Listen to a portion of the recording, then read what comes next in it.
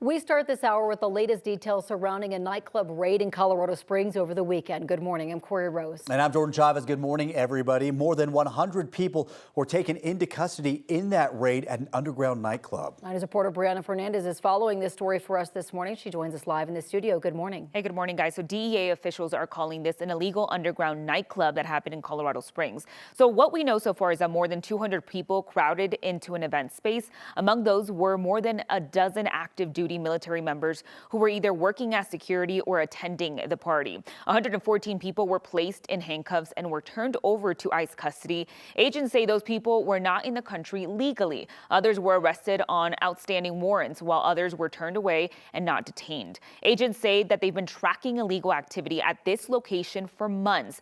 That included violent crimes, prostitution, and drug trafficking as well. DEA agents claim members of Tren de Aragua, MS-13, and Hells Angels were all attending the club as well. So during the operation, more than 300 federal law enforcement officers, along with local officials, executed the enforcement operation. The owner of the building said the tenant on the lease signed it back in January and was set to move by the end of April. It's shocking to me to find out what they were doing here. I had no idea. And it's shocking to me the level and the scale that was happening. It's unfortunate.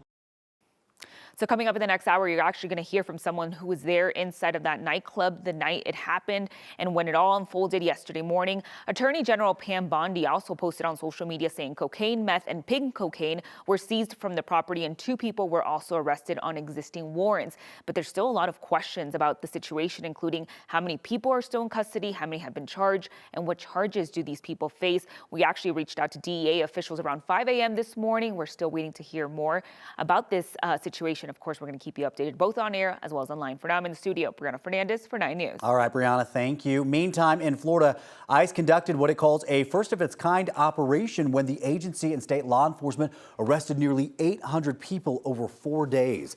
ICE's office in Miami called the operation highly successful. ICE also says that it was the first partnership between state and federal partners. ICE has yet to provide more details about who was arrested, their legal status, or more information on its operation. CNN reports that more than 200 state, county, and municipal law enforcement agents across Florida have entered into collaboration agreements with ICE. All right, let's take a live look outside this morning over downtown Denver from our Coors Field camera. We're in for some cooler temperatures and some rain over the next several days. All right, let's get a check of your forecast now with senior meteorologist Chris Bianchi. Chris, of course, this is coming off finally a fairly dry and nice weekend. Yeah, and we're going to have another one this weekend. We're kind of flipping that pattern a little bit, aren't we, Jordan? Temperatures right now, low 50s, and the sky's a little moody, aren't they, this morning out there with some cloud cover overhead. Not entirely cloudy, but we are seeing some of that mountain snow shower activity continuing for us, mainly along and north of I-70. So watch for some slick spots. Berthoud, Rabbit Ears passes down through the Eisenhower-Johnson tunnels. That's where you're going to be seeing that snow and a few drips of rain for us in far northern Colorado. But the story and the takeaway for today, mid-60s, partly sunny skies, about a 40% chance for an afternoon shower or storm. Later this week, though, shower and storm chances will increase, and eventually those temperatures increase as well. Details of my full forecast. Erica. Chris, thank you. We do want to talk about your traffic impact commute this morning. Live look at I-25 and 58th Avenue as you get ready to drive through the North Washington area, picking up in volume southbound, which is very normal for this time of the morning. We want to show you what our map looks like. We are dealing with a reported crash on the toll highway southbound E470 at 120th Avenue. It is slowing to 76 and a little bit past 76. So if you're getting ready to travel that way, be aware of delays. Also slow on either side of 270, travel coming into Commerce City on westbound 76, slowing by 12 minutes. And then we have about a 10 or 11 minute slowdown on westbound I-70 for your drive between E470 and 76. All right, Erica, thank you. Developing this morning, Pueblo police have a teenager in custody this morning. They say that he opened fire on police, injuring one of their officers. This all began just after midnight with a report of a shooting near Northern and Abriendo Avenues. Police tracked a car identified at the scene about 3 miles away where a passenger carjacked another car at gunpoint. Officers tried to stop the stolen car, and that is when the suspect started shooting at officers. One was hit, and we don't know the full extent of his injuries, but we have been told that he will survive. Officers eventually stopped the car at some point. Officers also shot the suspect, who is a 16-year-old. He is in custody and was taken to the hospital. In about 8 hours, a man accused in a car crash that killed a Golden police officer and seriously hurt another is due in court. Prosecutors believe 43-year-old Stephen Gear was drunk when he crashed into a car on Highway 58 last November. Officer Evan Dunn and his partner, Officer Bethany Grusing, were investigating a crash in the road when it happened. Dunn was killed and Grusing spent some time in the hospital. Gear told investigators he had been on campus at the Colorado School of Mines grading papers and stopped for one beer at a brewery in Golden right before the crash. However, a review of surveillance cameras on the Mines campus and 3 license plate readers turned up no sign of Gear. Gear's arraignment is set to start at 3 o'clock this afternoon in Jefferson County. The Trump administration is looking into cutting the 988 suicide prevention and crisis lifeline services for the LGBTQ+ community. According to an internal document from 2 weeks ago, the proposal pushes for slashing overall health spending and a reconstruction of health agencies.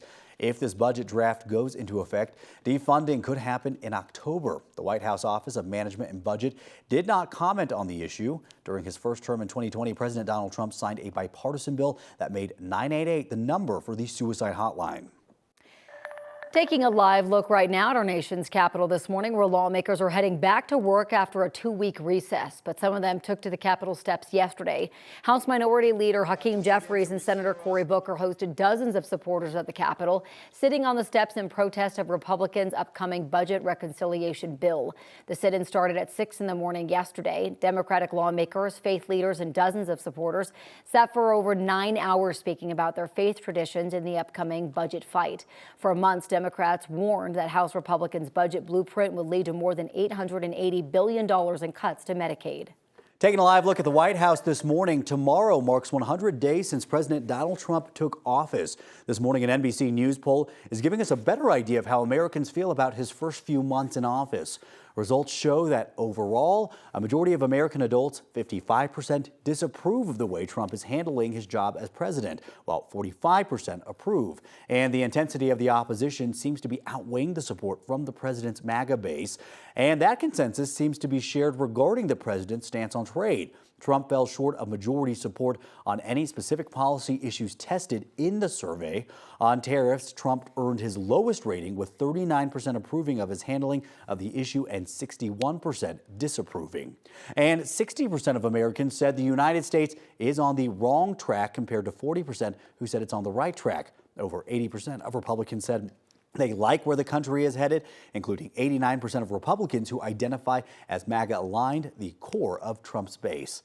New this morning, China is denying any recent call has taken place between Xi Jinping and President Donald Trump. That is what China's Ministry of Foreign Affairs spokesperson told reporters in a news conference this morning. They also reiterated that China and the United States are not engaged in consultations or negotiations on tariffs. The comments come after Time magazine published an interview with Trump on Friday, in which Trump said that Xi called him.